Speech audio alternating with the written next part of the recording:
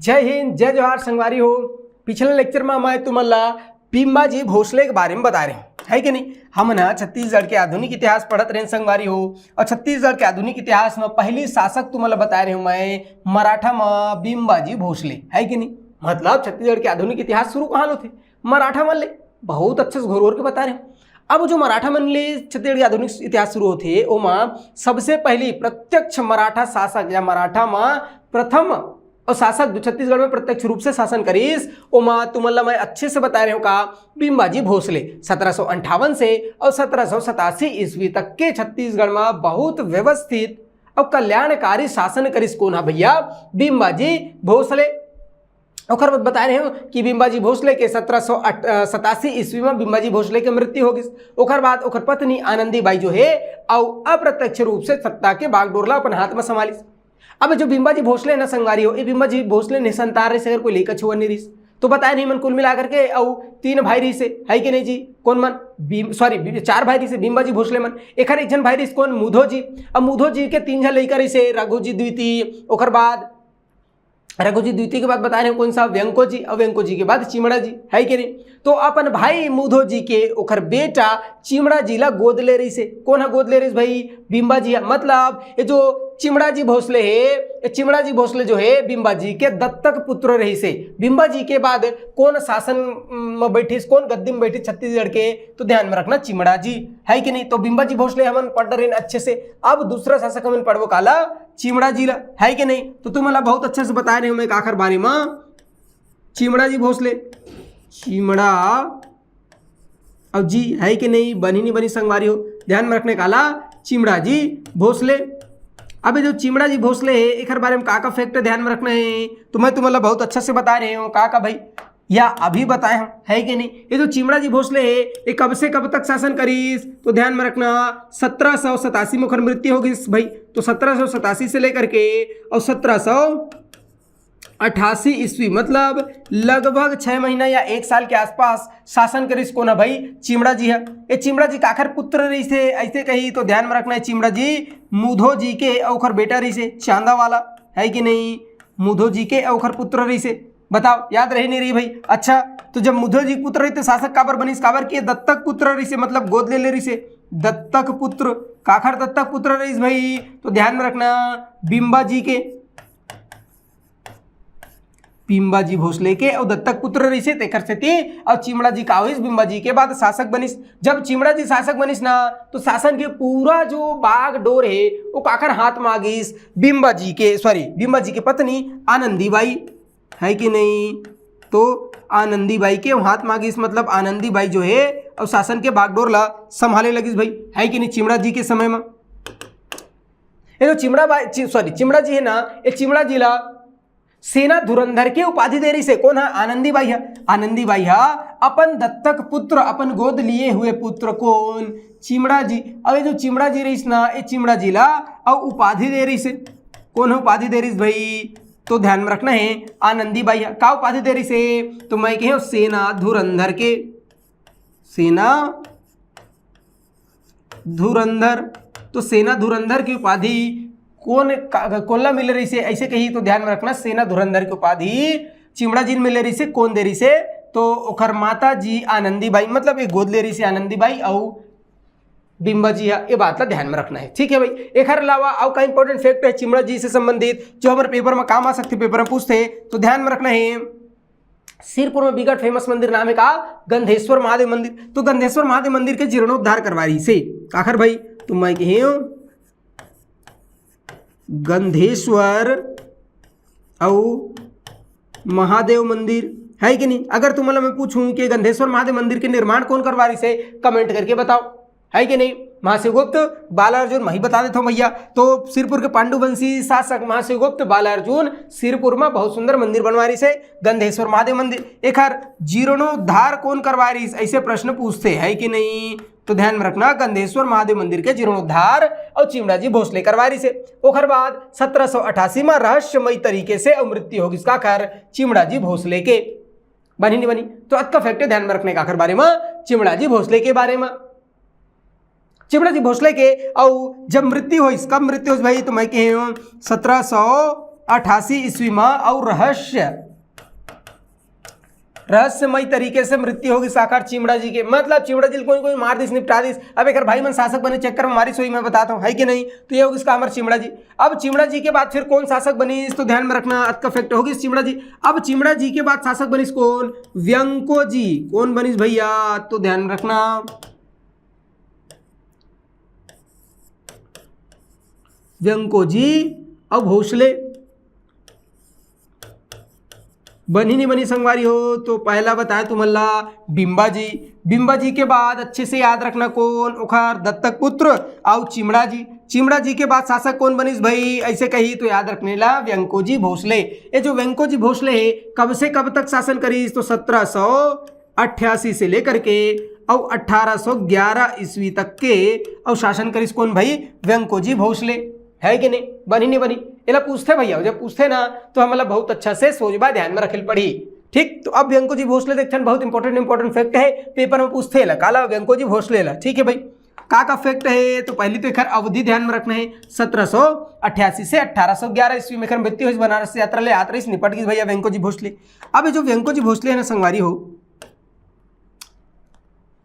ये व्यंको जी भोसले काखर बेटा रही, ऐसे कहूँ तो बता दूं का व्यंको जी भोसले काखर बेटा रही से, मुधो जी के मतलब चिमड़ा जी के भाई रही से। कौन है, व्यंको जी भोसले है। अब ये शासक बन गए सोखर बाद, है कि नहीं, 1788 से 1811 ईस्वी तक। ये हर उपाधि रखे इसका धुरंधर के, धुरंधर का ये उला सेना धुरंधर का है चिमड़ा जिला, और इला धुरंधर की उपाधि रखे रही से। का चीज तो मैं कही हूँ धुरंधर, है कि नहीं। बनी नहीं बनी संगवारी, तो धुरंधर के उपाधि है भैया, का एक हर उपाधि काखर व्यंको जी भोसले के उपाधि। बनी नहीं बनी संगवारी हो, ये जो व्यंको जी भोसले है एक से संबंधित सबसे महत्वपूर्ण फैक्ट का है कि जो व्यंको जी भोसले है ना, यार छत्तीसगढ़ नहीं आना चाहत रही से, एला बना रही। देखो नागपुर के शासक तो रहीस कौन, तो मैं क्या नागपुर के शासक रही से, एक बड़े भाई ज्येष्ठ भाई एक काना रघु जी द्वितीय। और ये जो व्यंको जी भोसले एला छत्तीसगढ़ के शासन मिले रही से, लेकिन छत्तीसगढ़ आना कोई नहीं चाहत रही से। ये नागपुर में रह करके और कहा है कि मैं छत्तीसगढ़ में शासन करूं, तो ये कहीस एक नया व्यवस्था चालू करीस, ये नागपुर में ही रह करके और सूबेदार के माध्यम से छत्तीसगढ़ के शासन प्रशासन ला संचालित करीस। मतलब छत्तीसगढ़ में सूबेदारी प्रथा के और प्रारंभ करीस, शुरुआत करीस। तो ध्यान में रखना है का, छत्तीसगढ़ में सूबेदारी प्रथा, छत्तीसगढ़ में और सूबेदारी और प्रथा, है कि नहीं। बनी नहीं बनी, तो छत्तीसगढ़ में सूबेदारी प्रथा का और जन्मदाता मतलब छत्तीसगढ़ में सूबेदारी प्रथा शुरुआत कौन करीस, तो ध्यान में रखना व्यंको जी भोसले है छत्तीसगढ़ में सूबेदारी प्रथा प्रारंभ करीस। ये जो सूबेदारी प्रथा है कब से कब तक चली, तो ये जब शासक बनिस, मतलब 1788 से लेकर के और 1818 तक के और 40 भैया का सूबेदारी। छत्तीसगढ़ में कुल मिलाकर के और के जन भैया, तो मैं कहूँ 8 जन सूबेदार नियुक्त हो, ओमा से 6 जन सूबेदार ला खुद नियुक्त करे इसको ना व्यंको जी भोसले हा। तो व्यंको जी भोसले 8 में से 6 जन ला खुदे नियुक्त करे भैया, और बाद खुद निपट इसको ना व्यंको जी। तो ध्यान में रखना एक शासनकाल में और 6 जन सूबेदार जो है क्रमवश का हो तो नियुक्त हो, है कि नहीं। बनी नहीं बनी भैया,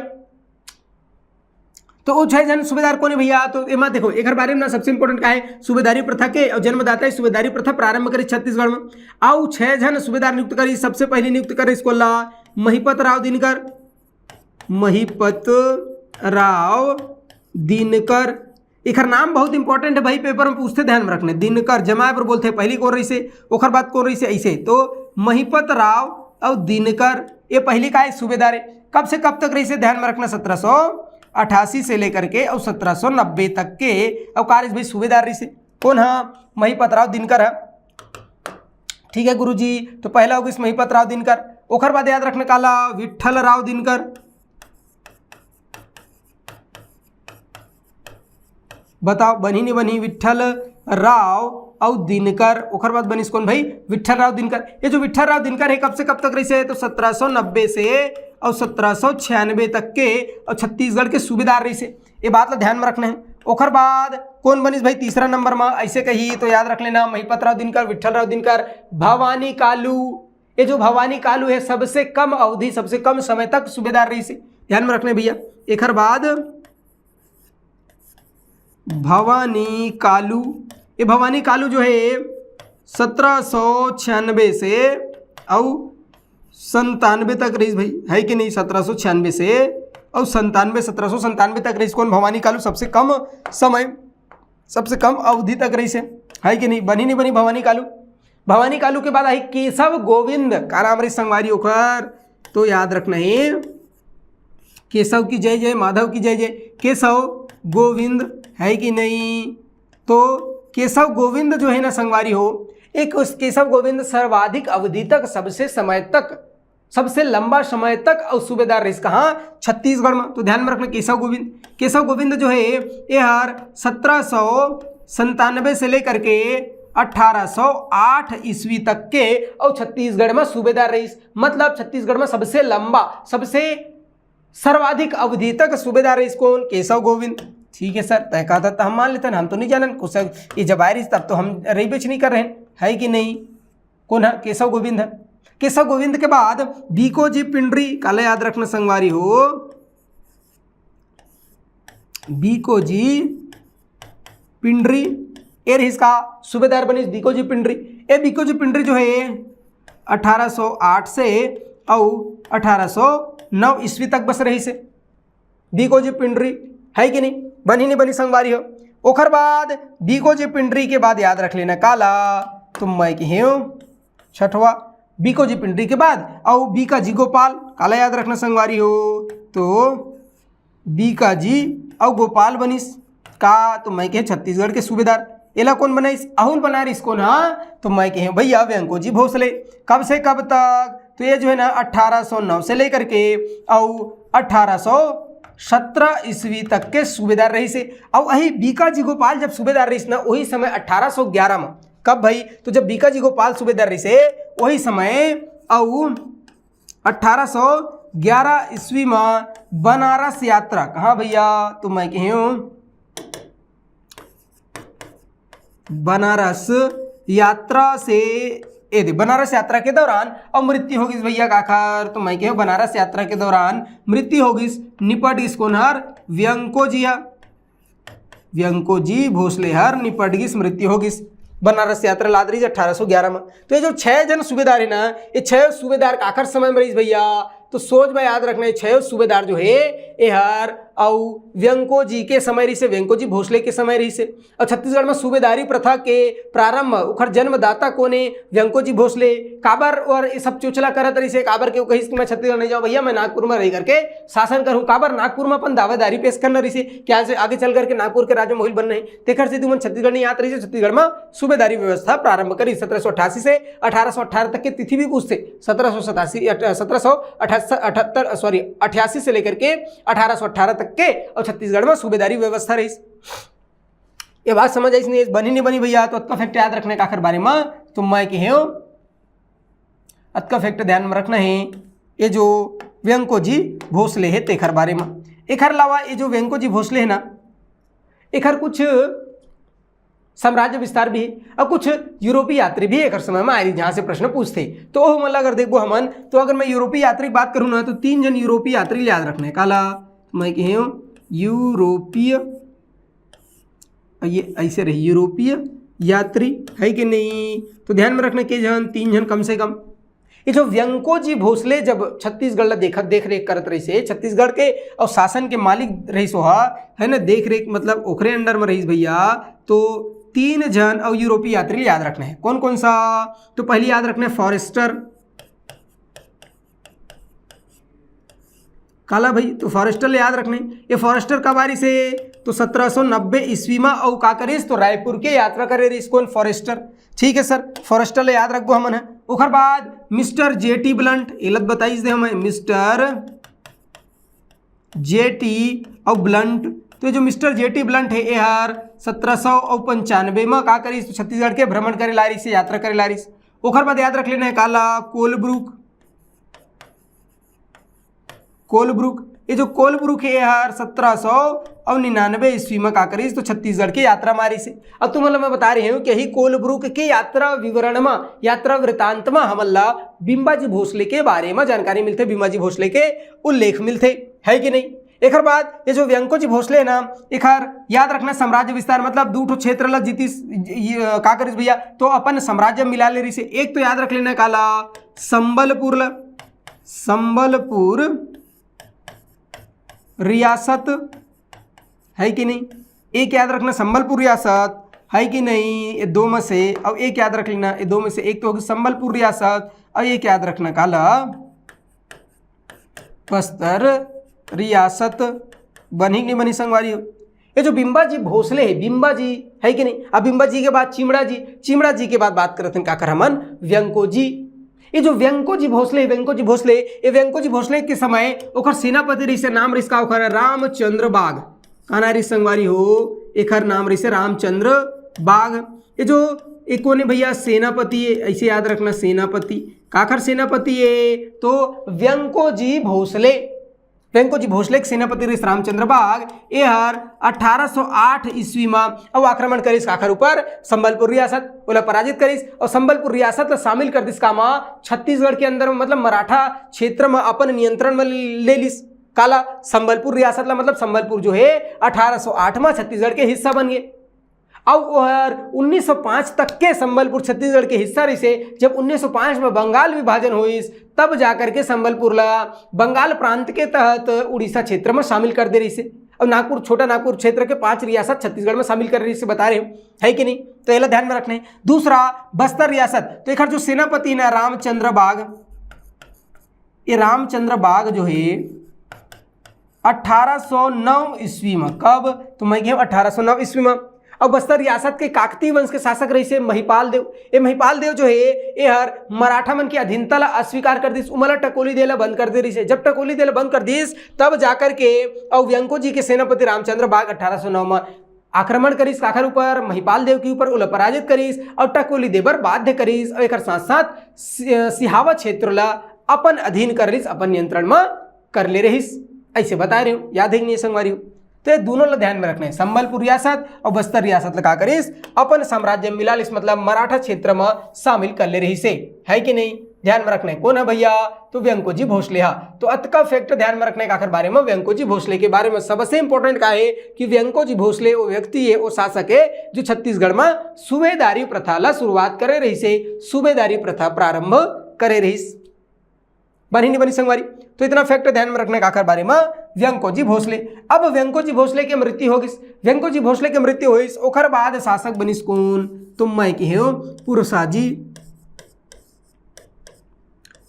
पुरसाजी या एला परसोजी भी कहे, है कि नहीं, परसोजी। अब तुम अगर याद हुई तो मैं बता रही हूँ जो पुरसा जी है, परसो जी है, एक आखिर बेटा रही से रघुजी द्वितीय के बेटा रही से, और रघुजी द्वितीय के भाई रही से कौन, हाँ व्यंकोजी भोसले। व्यंकोजी भोसले की मृत्यु हुई तो नागपुर के राजा रही सो समय कौन है, जब व्यंकोजी की मृत्यु हुई तो रघुजी द्वितीय देखिस कि हाँ छत्तीसगढ़ के अधीन, छत्तीसगढ़ काखर अधीन रही से, छत्तीसगढ़ के राजपाट काला मिले रही भैया, व्यंकोजी मर गए।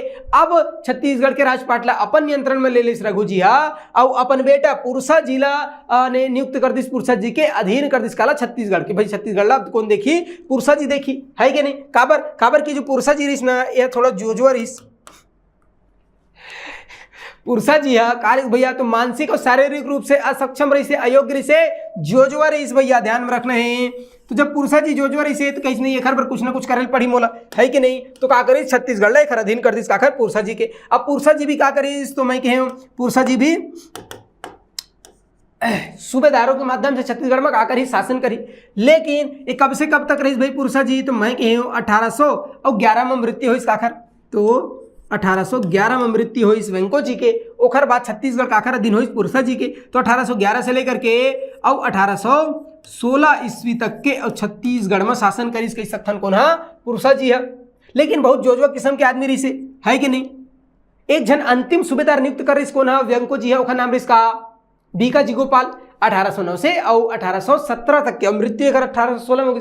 मतलब एक शासन काल में भी एक जन सूबेदार रही कौन, हाँ तो मैं कहूँ बीकाजी गोपाल। वाओ, बीकाजी गोपाल। बनी नहीं बनी संगवारी हो, तो ये जो बीका जी गोपाल है एला नियुक्त कौन कर रही से वेंको जी है कि नहीं। और एकरो शासन काल में कार्य से छत्तीसगढ़ के सूबेदार रही से कौन है भाई बीका जी गोपाल। याद रखना है 1809 से 1817 तक के रही से, इसे तुम्हारा मैं बता रही हूँ है कि नहीं। तो 1817 तक के ध्यान में रखने बीका जी गोपाल है। ओखर बाद पुरसा जी, तो एला पुरसा जी मार दिस कौन है भैया, तो अप्पा साहब है। कब 1816 में है कि नहीं। और एला जब मार दिस पुरसा जी ला ओखर बाद फिर छत्तीसगढ़ के सूबेदार बन गिस, सॉरी छत्तीसगढ़ काखर अधीन बन गिस, काखर अधीन हो गिस। तो ध्यान में रखना अप्पा साहब के। तो पुरसा जी के बाद वो कौन आइस भैया, शासक कौन बनिस, तो ध्यान में रखना है पुरसा जी के बाद अप्पा साहब। अच्छा ये अप्पा साहब कौन है भाई, तो अप्पा साहब जो है ना वेंको जी बेटा रही से अप्पा साहेब। अरे जो अप्पा साहेब है ना, अप्पा साहेब भोसले कह सकते हैं ना मनने ला, या अप्पा जी भोसले, ठीक। अब एला ध्यान रखने काला अप्पा साहब भोसले, अप्पा जी भोसले। ये बहुत ज्यादा जो छुट्टा किस्म के आदमी रही इसको ना अप्पा साहब भोसले है। ये जो अप्पा साहब भोसले है ये कब से कब तक और शासक रही भैया छत्तीसगढ़ के नागपुर के, ऐसे कही तो ध्यान में रख लेना 1816 से लेकर के और 1818 तक के है कि नहीं, बनी नहीं बनी। 1816 से 1818 ईस्वी तक के और नागपुर के का करिस भैया के राजा बन गए इसको ना अप्पा साहब भोसले है कि नहीं। ये जो अप्पा साहब भोसले है एक समय में 2 जन सूबेदार नियुक्त हुई, मतलब अप्पा साहब जो है छत्तीसगढ़ पर 2 जन सूबेदार नियुक्त कर रही से। पहली ध्यान में रखने काला शाखाराम हरि और सीताराम टाड़िया।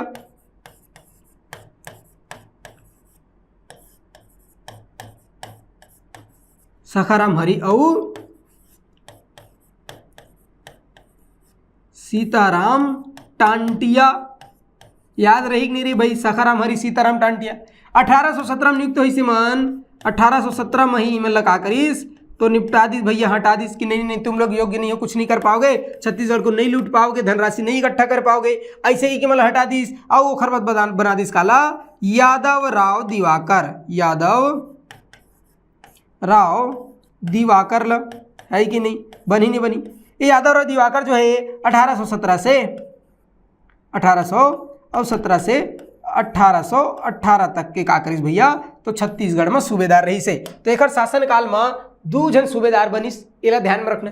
अप्पा साहब भोसले 1816 से 1818 तक के नागपुर के गद्दी में बैठिस, शासक रही भैया, छत्तीसगढ़ अधीन हो गई से, ध्यान में रखना है। यह 2 जन सूबेदार नियुक्त कर रही छत्तीसगढ़ पर, कौन कौन, तो शाखाराम हरि सीताराम टांटिया। ये एकदम कुछ समय कुछ महीना के लिए ही रही। ओखर बाद फिर दूसरा नियुक्त करिस काला यादव राव दिवाकर ला 1817 से 1818 तक के रहीस।